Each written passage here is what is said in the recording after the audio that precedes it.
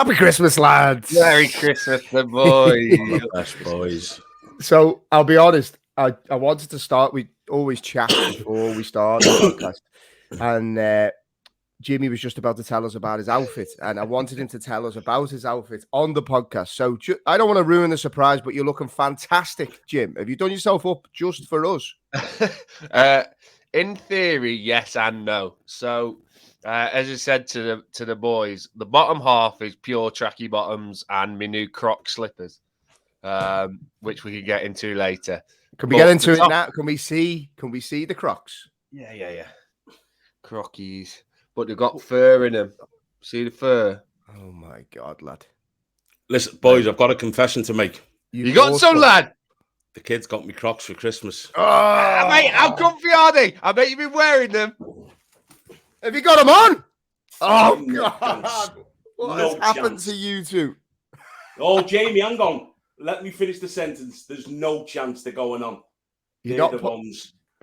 Have you not got them on your feet there, though? They're smart there. They're No. They're me fucking... These cost me a few quid, these flop flips, and they're as comfy as fuck. I don't know what they're called. They're like Yeezys, they are. What? They're like clouds, they are. They're that fucking soft cunt Kanye West Adidas flop flips. Yeah. Yeezys, yeah.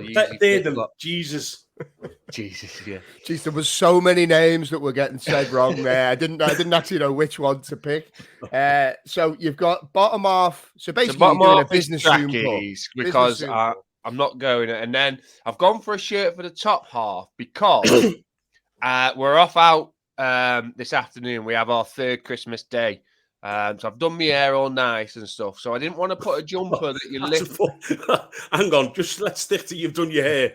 Leave the nice out. Fucking hell. Okay, so I've done my hair. With no helmet. I've done my hair what I think is all nice. So instead of putting like just a jumper on, like a hoodie or a 3/4 jumper, having to take it off, mess my hair up again because we put Christmas PJs on, you see. So we've got to put PJs on after this. So the reason I put a shirt on is it's just easy to unbutton without having to lift it over my head, and I'm good to go then. I just got to get my shirt on and I'm flying. So that's why. And obviously I want to look good for the boys, but there's practicality to my smartness. Jesus. I weren't too sure whether your fucking head's gone massive or you're closer to the camera, but I think it's the fucking pressure of that top button. When you won't do that top button, your head will just go. like Theme. Remember Theme Hospital where you had to pop the people with the balloon heads? You ever play that? Yeah, it sounds like we're all full of allergy here, lads. Me and Tank were just talking before we started. Like we've had sickness in our house. Tank, your house has started now. Got mates that are sick. Yeah, but in terms of the Christmas, what about you, Tank? So what did you get in the end? You got a pair of slippers? Anything else? Socks, undies? I got a pair of Crocs, and I'll be honest with you, I did wear them all day yesterday. What day was it yesterday? I wore it all day Christmas and yesterday because I felt pressure to. But they're not comfy, them and the bastards. Really? And our Jack kept taking photographs of me and posting it on his like fucking Snapgram, whatever he's got, the yellow one. And I'm like, I don't like them, and I'm not getting abuse from my fucking little bell end like him. So they're off and back to these. But like, it was a quiet Christmas, mate. The whole family's been down with shit. Yesterday, she took the kids and that to her mum yesterday, and I just stayed in all day Boxing Day. This is how shit I felt yesterday. Do you know what I had? This was my Boxing Day. Fucking coffee, Pepsi Max, and 2 sausage sandwiches. That was my Boxing Day treat. Healthy Boxing Day, that. Honestly, so yeah. Yeah, I'm kind of similar. So yesterday, what did we do? What did we do Christmas? So we hosted for 20. So like it's intense enough now. And I was saying to my missus, right? I was fuming. So you run round, and look, we love having people over. So we run round there. Noreen's on the cooking duty. My goal is very simple. So I go and pick everyone up who needs picking up, bring them back. So no one's got the cars, all that. Then I'm the drink server and the drink drinker. So I'm very good at both of those things, right? So whenever anyone's drinks go down, I make sure they're all topped up and whatever. So anyway, did my job as a host. Noreen running around. Food was getting ready to be served. I ended up sitting on. So like when your table isn't big enough for 20 people, so then you need like the little shitty table that extends onto the big table. I ended up sitting on the kids' table Didn't get any fucking pigs in blankets. Didn't get any stuffing, and the gravy was sparse. And I'm not being funny. I was not happy. Like, I wouldn't be happy with that. and do you know what made it worse? Said to my brother-in-law, I was like, "Oh, I can't believe that. Didn't get any pigs in blankets." He went, "Oh, I gave the dog 2." I was like, "Oh, fuck off." Literally below the dog in the order of pigs in blankets. Fuming, absolutely fuming. I want to get, before we dive into yesterday's footy, it was good to have proper footy back. Obviously, all of us on the podcast today have a history of playing over the festive period. I'll come to you first, Tank. Do you miss the Boxing Day games and the kind of the back-to-back nature of football? Because it was a good look. I know you have to make a lot of sacrifices to play, but it was a good time to play football.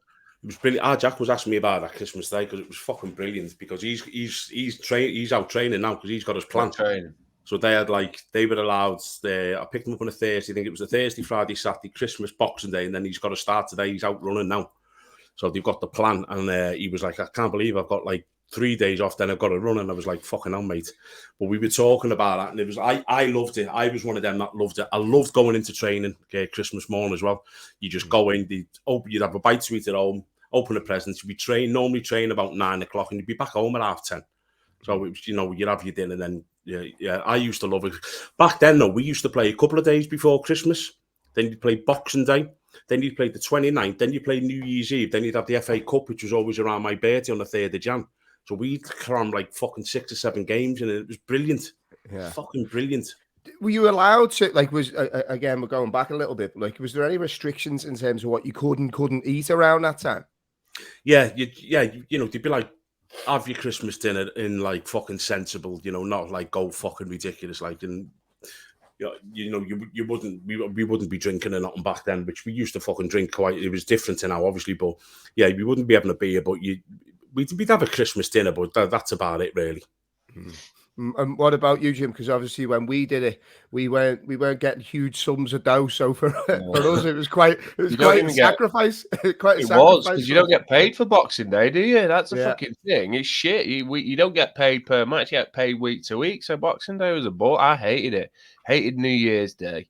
Hated Boxing Day just because I always wanted to just be around in the family. But on the flip side, the only decent thing was I never went out New Year's Eve anyway. It's not a night I particularly liked. So that was the only saving grace, is it kind of gave me an excuse of not going out. I mean, don't get me wrong, I went out a couple of times. But I never really enjoyed it. So it was an early takeaway New Year's Eve, ready for some sort of game. But I did have one of the best nights of my life on New Year's Eve. I was absolutely awful the next day. I'm pretty sure I got bombed off after that game as well. I was fucking shite. Oh no, I was on loan actually. I was on loan. You're gonna tell us the club? Are you gonna tell us the club? Yeah, I was on loan from Filed to Warrington actually, and I was awful. I was hammered. That wasn't my influence, was it? Or no, this is a different one. No, this is long after you. And I got a text message from the gaffer going, "Look, the lad we've got on loans just got injured. Like, we need you back. We've got no other choice. I've heard you're awful. You need to sort yourself out, basically." Really? Yeah.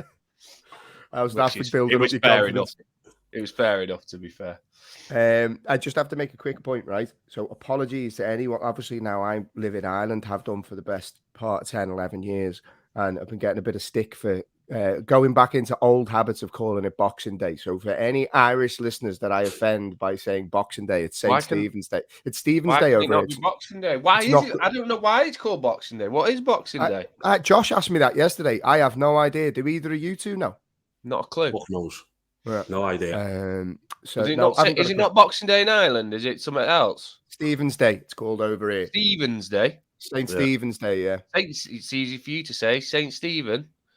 So it's and it's one of them. I always go to say Boxing Day, then someone will give me a look. I'm like, no, Boxing Day. You're English. Forget about them. English. So, lads, packed day of football, and I have to say, great day of football for me. 196 quid on me accumulator. Got to be happy with that. Tell you, share the wealth, lads, and some dough. Really, You know I should get commissioned that. I told you not to cash out. Yeah, that's very true. Actually, do you know what I was thinking of doing, Tag? I'll give you me 196 quid to put into some crypto. See if you can turn it into 500 You'll quid. be a millionaire with Tank in about 5 days, lad. I know. No, about 5 or 6 months, Jimmy. But no, I absolutely love sitting down, feet up, Boxing Day football on back to back. It was a packed day of football. I want to get into the games themselves, but I just want to get Tank's reaction just quickly on the news that broke overnight of Liverpool going into the transfer market, which I'll be honest, blindsided me a little bit. Didn't see this one coming. Cody Gakpo's coming in. I thought, reading all the articles of late, he was off to United. Seemed like Eric Ten Hag had done a little bit of legwork there, and they were confident of getting the deal done. And Virgil van Dijk made some interesting comments over the last few weeks. One about him in particular joining Man United and nearly saying that he was a little bit too good for United. And then after post the game yesterday, Van Dijk kind of hinted that Liverpool would be making some signings. And I don't think anyone thought we'd be getting one through the door pretty much an hour later. So Tank, what was your reaction? Are you happy, surprised, somewhere in between? You know, I knew nothing about it, mate, because I actually went to bed last night at 8:30. I felt like a bag of shit, and then I woke up this morning early, and like one of the lads had sent me, and I was like, fucking, I thought he was on a wind-up. And I've been speaking to them this morning, and I think there's something more in this with Liverpool. I just think on Klopp's comments the other day, like, the future's bright here. And then we're just going out and splashing money like that. And what I've just been reading the article in The Athletic about it, and the fact that Liverpool offered a substantial amount more than Man United as an upfront payment. Doesn't seem very Liverpool, does it? It's the total opposite to everything what Liverpool is. So it's a good signing. Because I had a little, not an argument with me, mate, but he was talking, saying it's ridiculous. It's not needed. I was like, why is it not needed? We've got no frontmen. You've got Salah and you've got Nunez. I said, one of them gets injured, we're fucked. Jota has a habit of being injured all the time. Bobby Firmino was he's on the way out, basically. And let's get it right. Diaz injury is supposedly a bit more serious than what we first thought. I don't think we're seeing much again this season. I don't think you're seeing this, especially now we've got him. I think they just get him primed for next season. So I think it was like a much needed signing, and I think it's a fucking shrewd bit of business. But I'm more excited at the fact, not the player, the fact that maybe something's changing at Liverpool and that investment's being found or the club is being sold, and someone above is saying, we need to strengthen before we get this. Here's the money. That's what I'm hoping. What about you, Jim? Because Tank makes a point there about value. And look, I'm talking to a 10-year-old here, so let's not going to carry too much weight. But, you know, FIFA dealings and all that these days, they know the price of players better than most of us. I said, we've obviously signed this lad for 37 million up front. And he's like, that's cheap. And on the surface of it, that is actually, he makes a good point when you compare to some of the deals that have been done recently. That does seem very cheap for a player who's only on the up. Yeah, and, you know, there's still question marks around the league that he plays in. I know he's done it in the World Cup, but, you know, they say never buy anyone off a World Cup. El Hadji Diouf and Kleberson. A couple of examples to go by on that. So, I think I don't know where I sit on it. I think there's better players out there that you could have potentially bought, but I think you've bought. I don't want to say you bought it so Man United don't buy him. I think there's an element of that, mate. I think they could. I don't agree with that. I think he's needed. I think he's got no attacking players. We're playing Oxlade-Chamberlain, who's not played football for 2.5 seasons. That's just all the World Cup players aren't playing, though, isn't it? You know, Tottenham played. They played Fraser Forster, didn't they? You know, Lloris was. But Jimmy, we've got no one to come in and play in that position. What World Cup players for Liverpool got to come in? They're all in. Playing where though? He doesn't play that position. He was playing a more attacking midfielder, wasn't he? He's a wide player for PSV. Yeah, you can play any of the three, but you can play front three, but that's not where Oxlade-Chamberlain played yesterday. He didn't play in the front three, did he? He play in the left? He played wide left. He played on the left. When I was watching, he seemed more in the centre. So, okay, and then that's fair enough. Look, you've got injuries, I get that, but and I think it will be a good signing. I think it's a bit of a I don't want to say stopgap because it's not, because he's a great player. I can't see where this finishes, if that makes sense. I don't know if it's just one. Jimmy, let me throw this now and then. Let me throw this at you then, because you were waxing lyrics against that bang average player, man. You paid 100 million for. Yeah, no, I'm not. And I'm not this saying he's lad is not a good better than player. him. He's I'm better saying he'll than be a him. good player. He is a good player. He is a good player. I'll give you that. And I think it's a good signing. I just don't understand why you've signed him at this moment in time. To be fair to Jim, now I'm going to play devil's advocate here because I've got a foot in both camps of what you're saying. There has been a lot of reaction online, like Jimmy there, from Liverpool fans, because I think there's this, and look, Liverpool need not a whole new midfield. I don't want to be totally disrespectful to the midfielders, but that's the area that Liverpool need to invest in. I do believe, I don't think this impacts on that because the club have known about the midfield issues and are clearly working on stuff in the background. But I think Liverpool fans were maybe a little bit surprised of, okay, this doesn't, like Tank said, this doesn't feel like a Liverpool type signing. But I think when you try to rationalise it, I think you're looking at Jota and Nunez. I think Bobby might get a new deal. Bobby's got to go. I think he might get a new deal, but it'll be bit part. He's not going to play that much. I think Jota and Nunez are Liverpool's number 9s. I think Jota is a little bit injury prone. I think you're then going to look at Gakpo and Diaz for the left-hand side, and then Salah on the right-hand side with an I know this sounds a bit mad. I think you see that young Scottish lad who came on again yesterday. Yeah, he's gonna be around this team now. Like he's in. He's got it. You can just see straight away. So I think you're looking at that type of structure. Then Firmino potentially filling in wherever. So you've got good cover, and then it also removes this element of another injury crisis for Liverpool. Because Tank said there, one of the forwards, if Salah or Nunez gets injured now, we're goosed. Like, and and it's not like we're watertight at the back to be able to go, well, actually, we only need a goal here and we'll be able to see it out. Our best way of winning games at the moment is to try and score as many as possible because I don't trust us to not concede the other way. So it was an interesting one. What I would say is I just hope this doesn't change. I don't think it does, but I just hope it doesn't change any of maybe the bigger deals that they're working on in centre midfield. But like you said, Tank, does it feel like maybe the tide is turning a little bit? I just felt with this when I woke up this morning. My first thought was something's happened at Liverpool. Something's changed because there's no way that we go and spend this money, especially when the club's up for sale. There's no way we do. And I just think that the way Liverpool used to work, Jamie, is you know yourself, if they target a player and if that player's not available just yet, they leave it. Now, I was speaking to my pal on the WhatsApp before, and I says, I never thought we'd sign a centre midfield player this winter for the simple reason is we have got so many, it's untrue. When you look at Liverpool's midfield players, you've got Henderson, you've got Milner, you've got Fabinho, you've got Thiago, you've got Naby Keita, you've got Oxlade-Chamberlain, you've got Cavalier, you've got Harvey Elliott. There's 8. That's just the name. You've got the young kid who scored. Yeah. And so you've got possibly 10 centre midfield players. If you're an owner, you're going to go, no, you need to get rid of a few of them before I'm spending 100 million on Bellingham and giving him 250 grand a week. You have to lighten that area up. Now, it's going to be lightened up because you've got quite a few who are out of contract, a few I expect to move on. So for me, this is perfectly fine. And you know, it's a fantastic transfer because it's hitting an area where we are absolutely decimated and it still gives scope for the area we need investing more to get the right player when he's ready and available, hopefully. Do you think, Jim, this could mean for Liverpool that it, like Tank says there's still, I think the whole strategy around Liverpool and FSG where it's been sell to buy, ultimately it has been sell to buy really.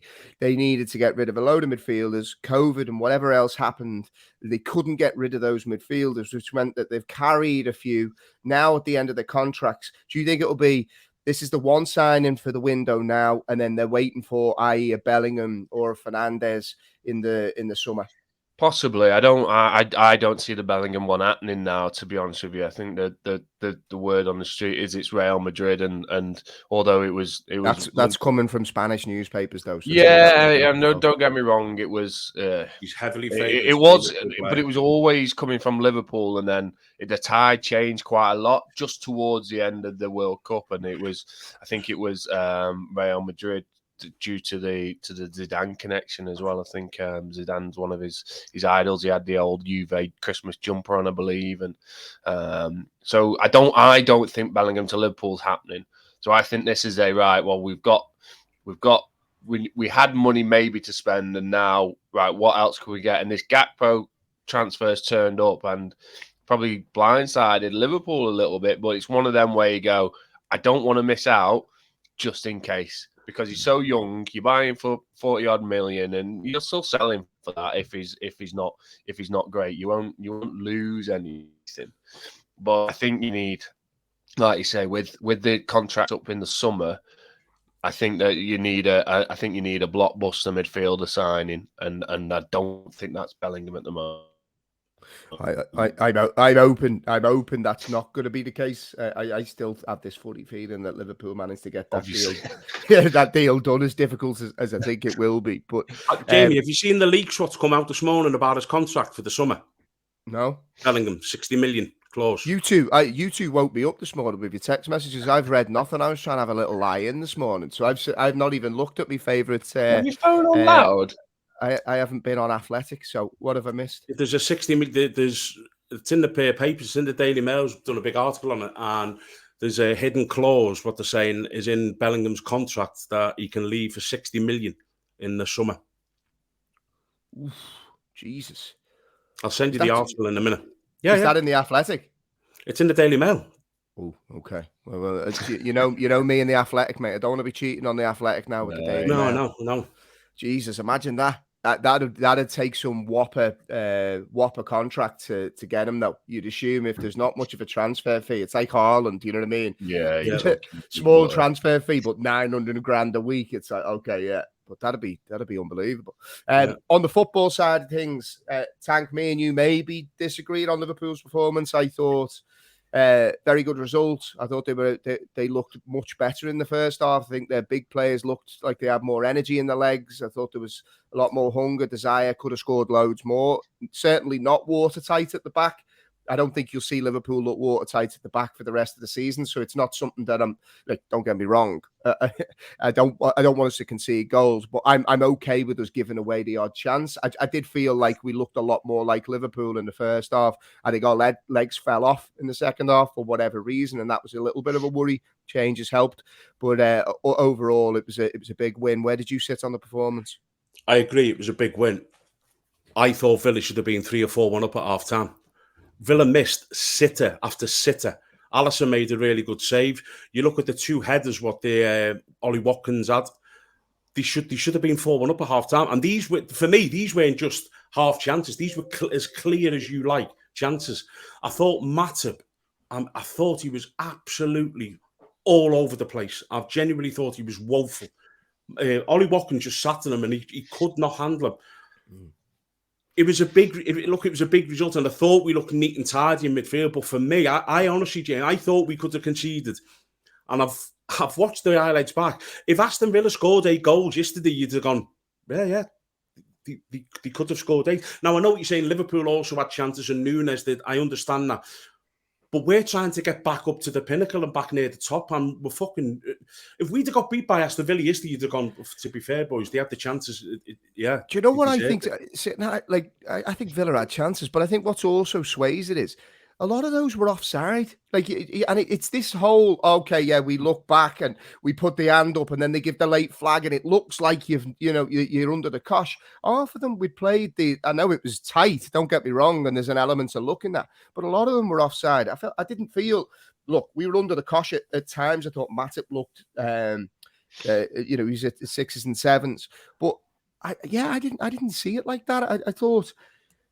I thought Liverpool looked like their intensity was back, and that was the big thing for me. I think we looked really dangerous going forward. I felt whenever we got the ball, particularly with Nunez off the shoulder, we'll come on to him in a minute, Nunez off the shoulder, you felt like with every pass forward, we were going to create something. And that was the thing for me. I felt like Liverpool looked more like themselves, the energy, the intensity.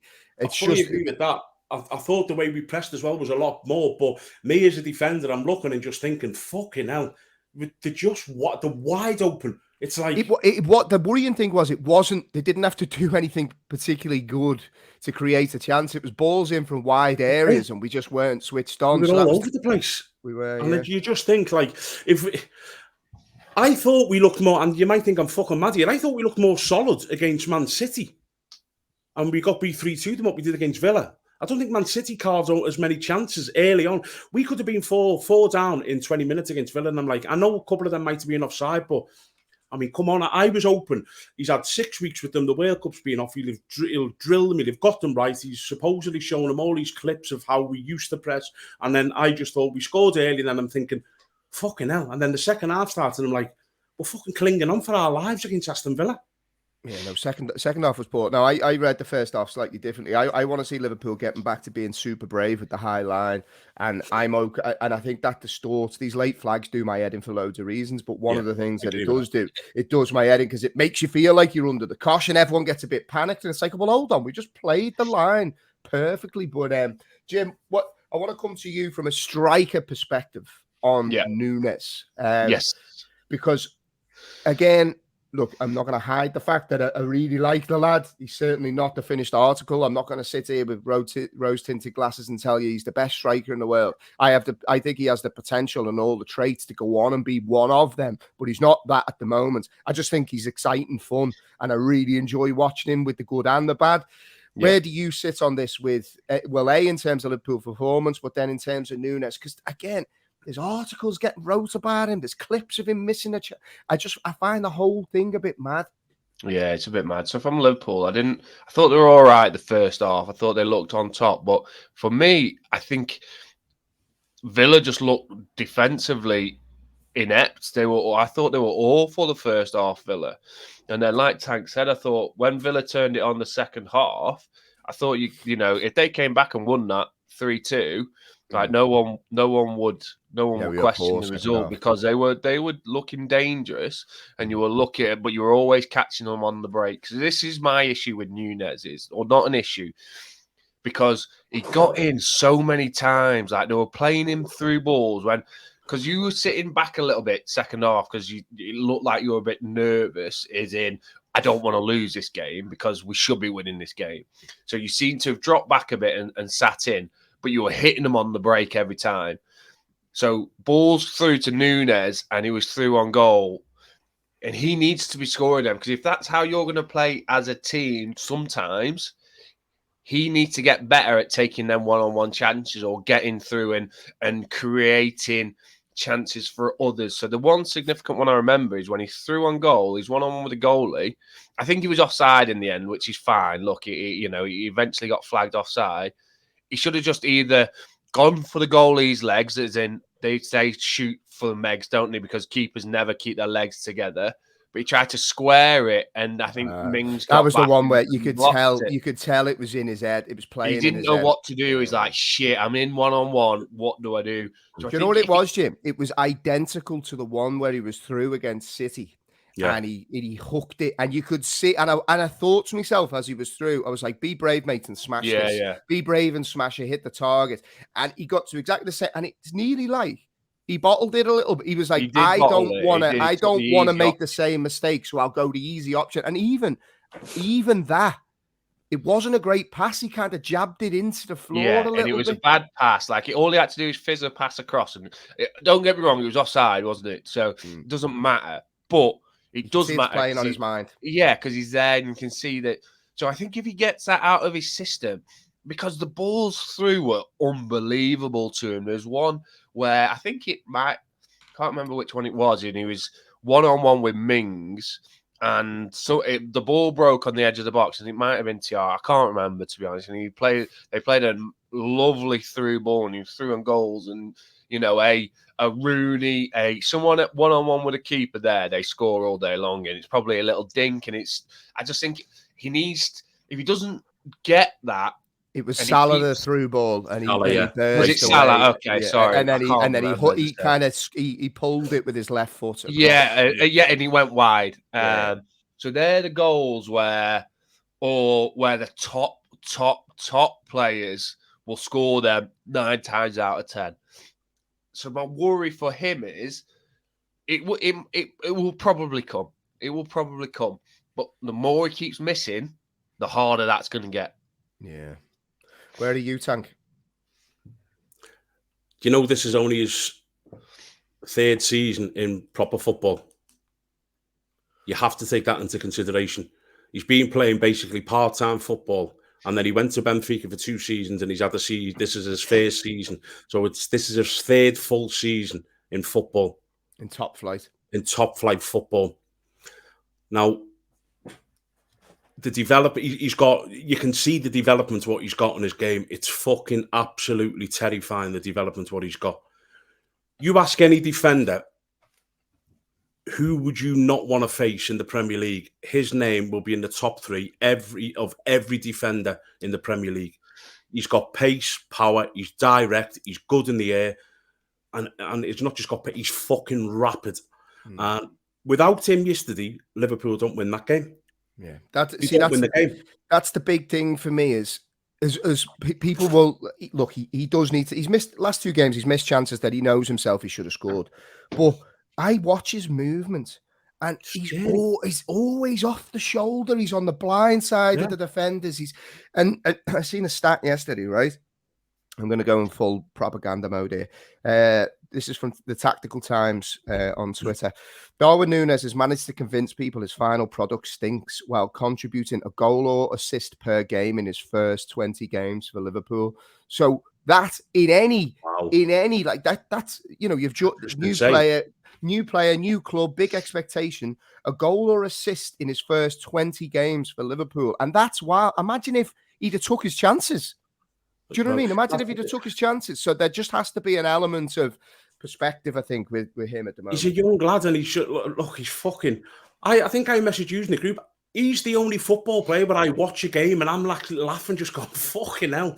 Because I think I messaged you, didn't I? I was like, hold on, he's missed two chances there. He should have scored, and then he tries a volley from the first time volley, and that's not easy to do. First time volley from 60 foot in the air, good connection, nearly went in. I'm like, this player is mad. Like he's fucking mad, honestly. It's just he's the player now that I like. I'm desperate to watch him again. I just want to watch him all the time because you don't know what you're going to get, and that's the problem what centre halves have. Because if he doesn't know what the fuck he's doing, our defender's going to know.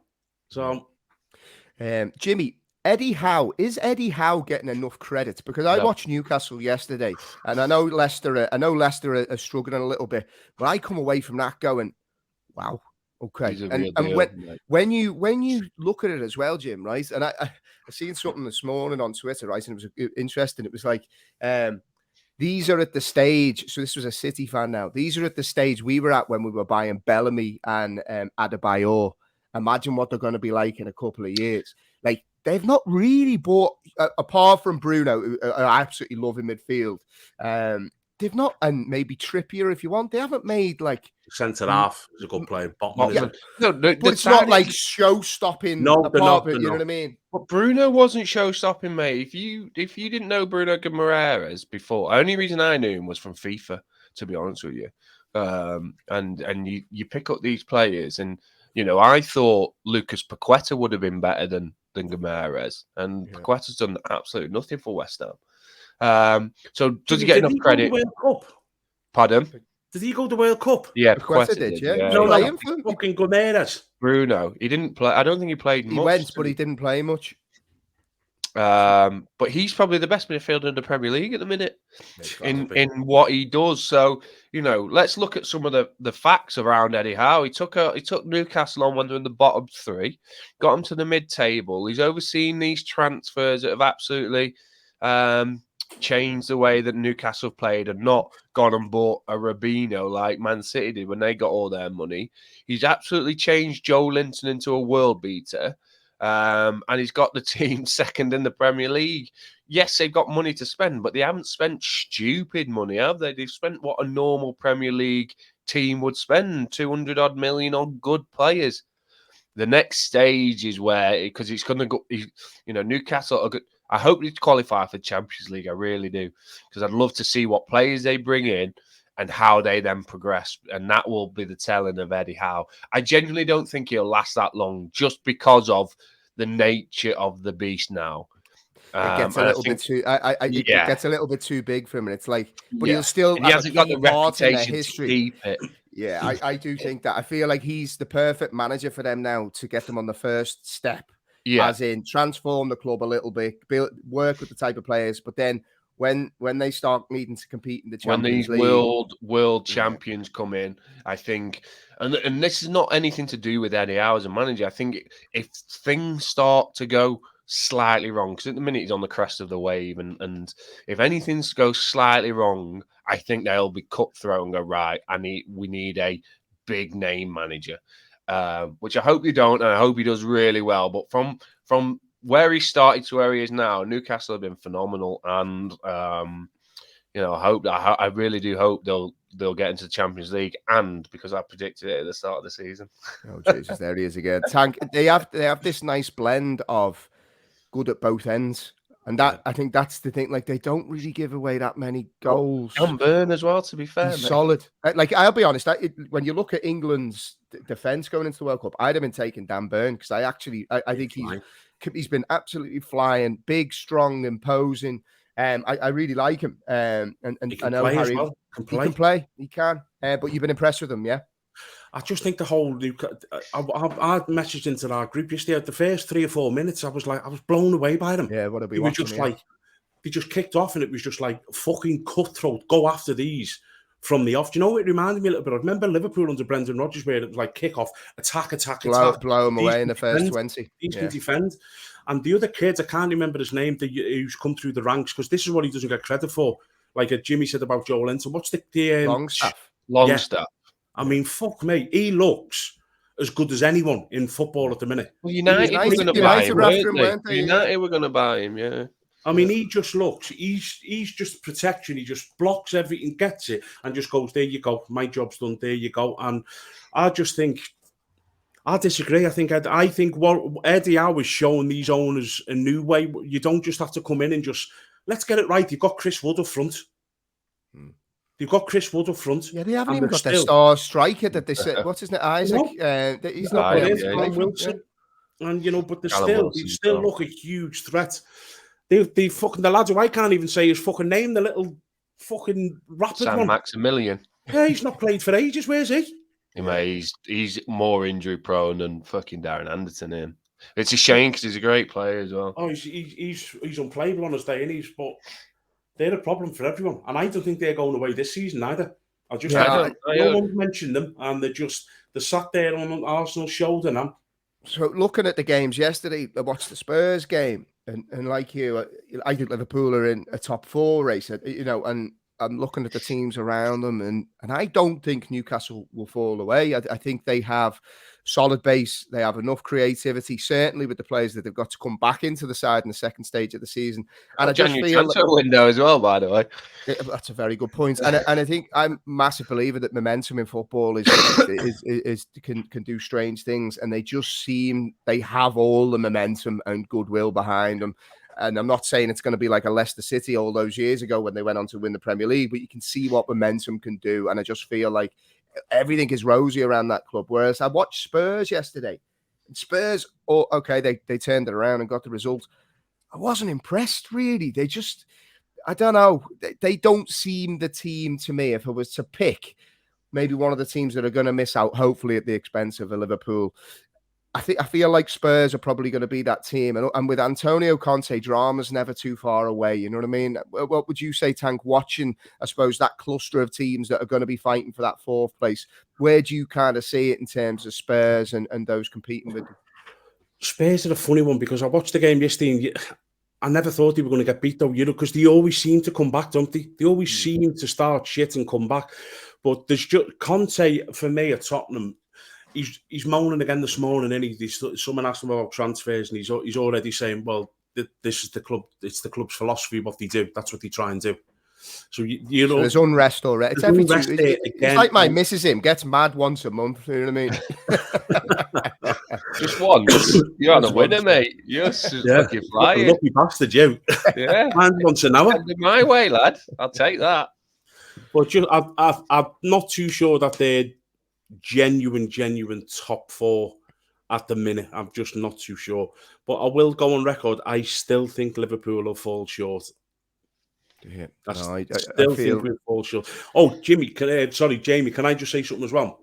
Go on. About my prediction, because if you go back to one of our first podcasts when you and Jimmy were like saying Everton, they're really good, they're really sound, they've got a solid back 4, you've only conceded so many goals and they drew all these games, and I called it then and I'll call it now, Everton are going down the shit. Can we speak about that? Yeah, so it's funny. It's nearly like you have seen my agenda here because Everton are next Can I up, just say right? something on Spurs before you move on? That Go on. for a defensive team set up defensively, they're not very good at being in Defensive. defence, are they? So Yeah, I saw that, and I stole that off a tweet. I saw someone else tweet it. Now, don't ruin it, lad. I like that. You should I have just took the know, credit for for a that one. defensive team, they're shit in defence. Well, they need your mate back up front to defend for them up front. Yeah, mate. they Well, need- there you they go. need He makes Rocket. things happen, doesn't he? Makes That's things what it is. happen. Everton and Lampard. Yeah, I'm glad you brought it up, Tank. And I did, to be honest. I've always said that I felt Frank Lampard was not good enough to be Everton manager. And what I did say is playing devil's advocates, probably because I know the family and a few Blues mates listen to this. So I'm like, I try and give a bit of balance. I could see what he was trying to do in making them more solid. But fundamentally, I don't think Frank Lampard is good enough for Everton. I don't know how he keeps getting these jobs. I actually haven't seen anything, maybe bar Derby, in any of the jobs that he's done where I've gone, oh, wow. He's spent shitloads of money at Everton. And it just seems like the line always is, well, Everton fans say he gets us. He's going to get you relegated. That's what he's going to do. Jim, you're married into Evertonians. Yeah. You were vocal in seeing what Lampard was trying to do. Has that changed now at all? I think so, mate. Yeah, I think, you can't come back after having the break off. And it's not like they had a shed load, everyone off to the World Cup. I won't know the numbers, but it's going to be less than 10, isn't it, that went off to the World Cup. So the team that he's got, it's a decent team, and he did do well early doors in making them sturdier, which is fine. But even being sturdy, you're still going to concede 1 or 2 goals. But if you can't score 3, you're fucked. And this has always been Everton's issue, is you're relying on Dominic Calvert-Lewin, and he's made a glass, that kid. So he's, he can't seem to get injured. He's too busy.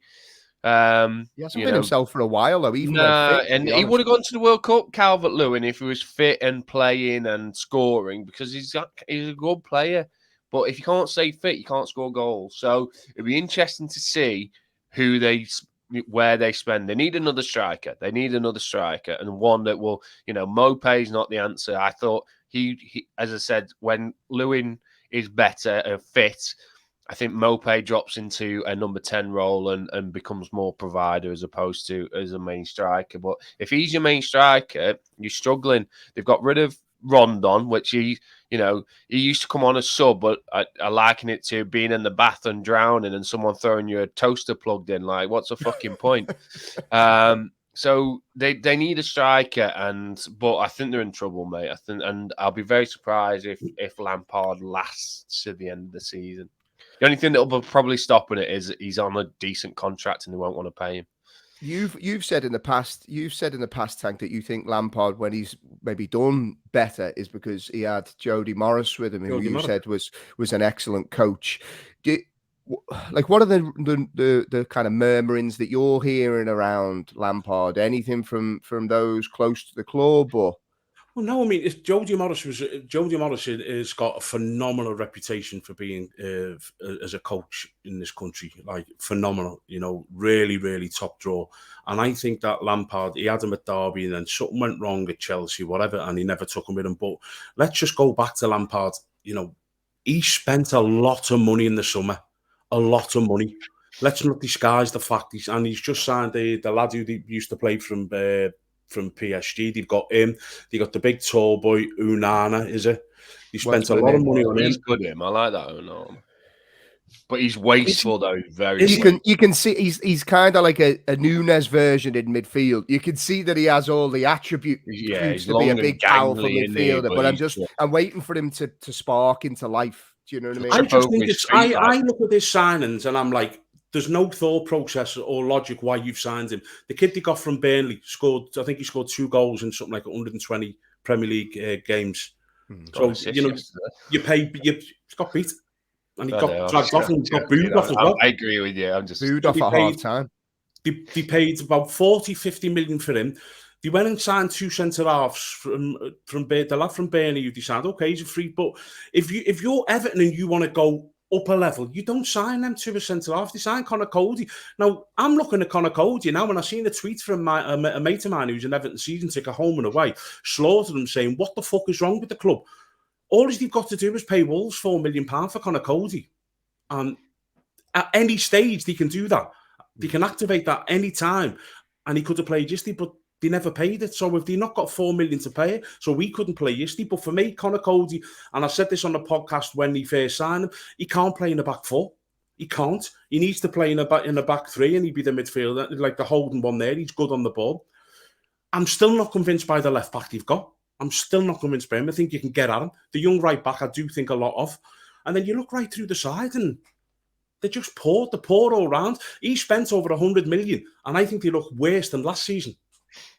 It's funny. I remember when we had this debate. I like the Tarkowski and what's his name, Conor Cody signings. I think at this stage, Everton need experienced Premier League players. And can you hear me echo in there, lads? Where's that coming from? Which? Can you hear me talking twice there? What, mate? You dickhead. Is it coming from your screens or something? Or one of you's got YouTube open or something? YouTube?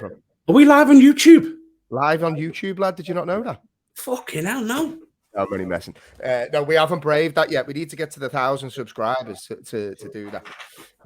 Yeah, I can hear myself echoing. Hopefully everybody can't hear it at home. Anyway, I know I like the Conor Cody and Tarkowski signings. I thought they brought in experienced Premier League defenders and it made them, a lot more dependable at the back. I think the biggest worry is, and it's easier, I feel, to set up a team to be defensive as it is to try and get teams to create. And this is where I think you need Lampard to start earning his money in setting up a team to go and penetrate teams, to create lots of chances. I'm looking at this now and I'm saying, why didn't they take the money for Anthony Gordon? You take the money for Anthony Gordon for Chelsea. What were they offering? I think it was 50 million, wasn't it? 60 million. You could go and get yourself, some top players for that type of money. I don't know. I don't know what type of team Everton are, and I don't know what type of coach Lampard is. I don't know what his philosophy is. We've said this in the past with the likes of a Solskjaer and things like that. You're looking at these managers and going, well, they've been in a while and I can't quite see their identity. The opposite in terms of Mikel Arteta. You knew from day dot what type of coach he was going to be, how he wanted his team to play. It's a clear identity. I just feel like Lampard doesn't quite know what Frank Lampard is or a Frank Lampard Everton team is. So you're saying, Tank, you think that they'll go down? I think they're done. I honestly think they're done. They've lost 22 Premier League games this season, I think I've seen on Sky in the calendar year. 22 Premier League games. They've got Man City away next coming up. And you just look at them, they've lost 6 on the bounce now. I just don't see where they're getting wins from. I genuinely don't. And look, I've got lots of friends, and I'm not one of them. I've said this to you before, Jimmy. I'd like Everton to be doing well because the old rivalry and the derby back when I was a kid was amazing, where you didn't know who was going to win the derby. The rivalry was brilliant, and it was great to watch. I'd like Everton to get back up to being a decent side, but while he's the biggest spoofer in football, Frank Lampard. As you said there, Arteta come with an identity. And when he was under he was getting pelters, Arteta, he stuck to it. He stuck to his guns. What is Lampard? What are Everton? Because for me, every signing he's made, there's not been a single success signing. Dele Alli, people forget about him. Spent a fortune on him. By the way, he got dragged off in Turkey after 20 minutes the other day. Yeah.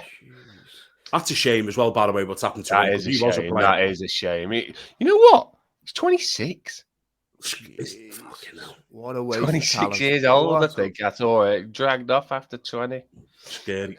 And you feel like with him, he's one of those players, not in terms of the player I'm about to compare him to, but like when they talk about Gascoigne and if he'd have gone to United and he had like a Ferguson type figure, you feel that like if Dele Alli had, maybe because I think he was due to join Liverpool at one time and Gerrard was going to go meet. You feel like if he'd have had the right type of manager, the right type of advice, Poch had left Tottenham. He'd been brilliant for Poch.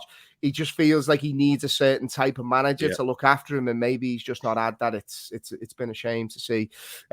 Lads, before we wrap up, Jim, Arsenal, not only were the last team in my accumulator yesterday, they were the team that won me the 196 quid. I had the opportunity to cash out at 96 quid. I think it was, Tank, wasn't it? And you told me to be brave, back Arsenal. West Ham scored early. I was like, oh, for fuck's sake. What did you call me? You must have called me some name. Yeah. I was like, fucking, here he is, top tipster, fucking giving me an absolute dud here. But no, they turned it around. One thing I have to say about Arsenal, and look, they're missing Gabriel Jesus, who's obviously their figurehead. Odegaard, Jim, in midfield. What a player he is. I said about 4 or 5 podcasts ago, it was a while ago, saying making him. Do you write down all the things that you say in past podcasts? Of course I do. Okay. Yeah, because notable things that I know will be right. Okay. So Odegaard making him captain was absolutely a stroke of genius, because when you've got a player that good, but you can drift in and out of games. Like an Ozil used to be that good, but you could drift in and out of game. Making him captain, so he's got that extra responsibility. Now, what happens when you've been made captain? 9 times out of 10, you feel a sense of responsibility that you've got to go out and perform 9 times out of 10. So when you put an Odegaard in as captain and he's creating these chances. Well, let's look at the scorers: Saka, Martinelli, and Nketiah. All 3 young Arsenal come through the youth systems. And they're all now, playing. Saka is one of England's best players. Martinelli will be one of the best wingers in the world if he continues this trajectory he's on. And then Nketiah, as you know, he went to Leeds, struggled, and he's come back into the fold at Arsenal, and Arteta's getting a song out of him. So, he's doing a good job, Arteta is at Arsenal. And I still don't know if the last of the race is in for the title. The only thing going in their favour, it's just a depth thing. It's a depth thing, but the only thing going in their favour is the amount of games. So in what they all play, because they're not probably fussed about. They're in the Europa League, aren't they? If I remember, yeah, they are. Yeah, probably in the Europa League. So they're not probably. They'll just change the team. They'll just rotate that side. So they're not bothered about going and winning that, which is they'll get in the Champions League anyway. They'll be going for a championship. To win the championship, win the Premier League. So I think they'll be all right. I think they'll get into Champions League. Whether they can last that, have that stay, I'm still not quite sure. Not because they're not good enough. I just don't think they've got the depth in the team. But I've been saying that for a while, and they're still there at the top of the league. So fair play to them. We said very early, didn't we, Tank? I'm buying what Mikel Arteta is selling. You can tell, and people like Pep Guardiola, the way he talks about Arteta, that Arsenal have got themselves a proper operator there, haven't they? This is what we were just saying before. It's the fact that, like, when he comes under the scrutiny like he did, and he was under some fucking pressure, like last season, like real bad pressure, he never waned. He just stuck to it, and it's worked a treat. And I think I said before the break of the Premier League, I think they'll win the league this season. I don't see them stopping. They've got a 60 million offer in for the kid from Shakhtar Donetsk, is it? Yeah. Say his name there. Go on, who is it, Tank? Mick. We'll call him Mick. Mick, that'll do, yeah. Mick, lad. Go ahead, lad. So they've got an offer in for him who looks a very good player as well. And they haven't put the offer in, I read. I think it's he will go, but they just need to get the money sorted. That's so, but it's pretty much done. I think he even falls in their court, basically. Like he put out a picture last night, a photo of him on Instagram or on Snapgram, as you called it before, Tank.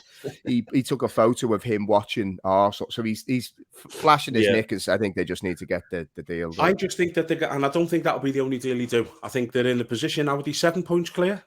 Am I right? I think it is now. Yeah. They're 7 points clear. If they sign another couple of top players. We've just said it before about Newcastle. Momentum is the biggest thing in football, and they've got to buy the fucking bucket load.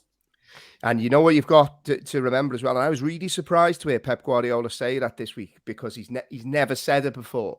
He basically, now I'm going to paraphrase this, but he basically said they need to win the Champions League, and his era at City will be defined by him winning or them winning the Champions League. If Arsenal can keep that gap.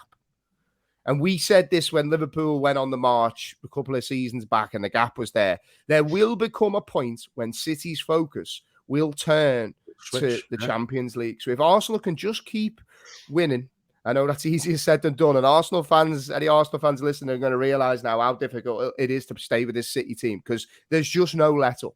This is where they usually turn City as well. They'll probably go 14 games unbeaten. That's the thing. They're a freak. And like I can say this with confidence, Tank will know, like it's exhausting watching City because they're so good. And all of a sudden, as a football fan, you go through this strange kind of change where a draw becomes a defeat. And it's like, what world are we living in when drawing a game of football is a defeat? But anyway, lads, to wrap up, I want to ask your opinion on something. When do you take the Christmas decorations down?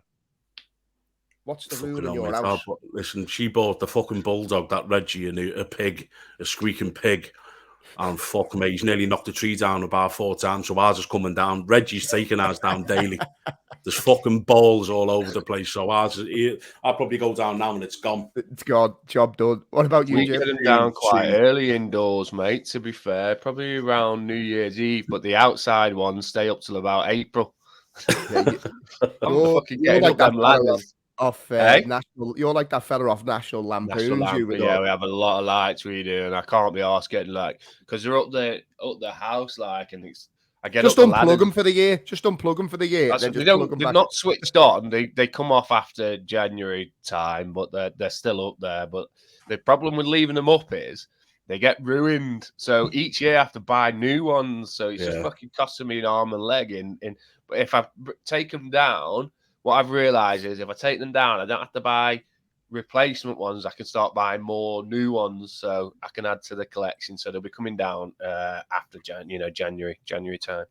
And so I'm actually, I think I might take mine down today. I don't like clutter. I don't like clutter. So like once Christmas is done, I'm like, right, come on, tree down. Let's get the spit. You know what I mean? Get all that shite away now. But final thing from day number 3 us today, lads. I'm on it today. Boozing again. I'm boozing today. My first proper day boozing over Christmas. Got your boozing shirt on. Any drama over Christmas, Jim, with the family, the in-laws? Any arguments? No, we had a great time. So Christmas Day, it was the kids fell out. I tell you what, we got that drone home. Have you seen it? Have you played the game? No, what's that? It's class, lad, right? You get like a little platform in the middle, and then you get like 4 ramps, and you get 3 little aliens, right? And you get like a little flicker at the end. So you put your alien, you flick it, and you're trying to flick it into the middle. The middle is a drone. So if it stays in the middle, it flies off. Drone fucks off. And why is it bad that I'm sat there going, this is a drinking game, this? If you get the drone we're going to play it later. We're definitely playing drinking games with this later. So it fucks off, and then that drone's gone, right? That alien's gone home. So then you've got to get the other 2 aliens and fucking get it off.